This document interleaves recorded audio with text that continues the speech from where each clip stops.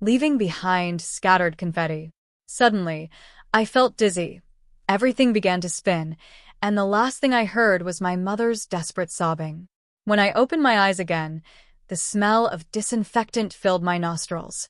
A nurse looked at me and said gently, "You're carrying a life inside you now. You can't be so upset. You need to take care of yourself." I stared at the ceiling as tears streamed silently down my face. 7 years flashed through my mind like a film on fast forward.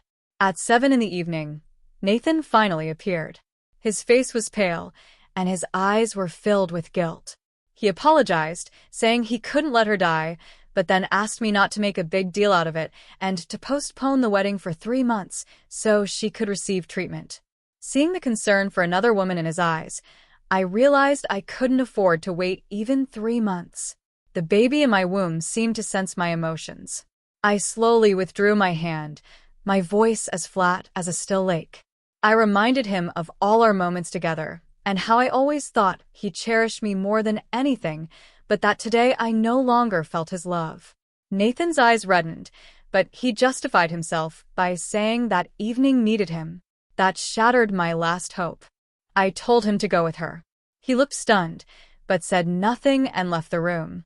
The next day, I packed my things to leave. Right in the hallway, I ran into Nathan holding Evening. She noticed me first and shrank back behind him. Nathan asked me not to make a scene so as not to scare her. I clutched the ultrasound report in my hand, forced a smile, and told him I was just checking myself out. He noticed a stain on my coat and tried to take it off to have it cleaned. I threw it straight into a nearby trash can. "Throw it away. I don't like things with stains," I told him. I knew I wasn't just talking about the coat.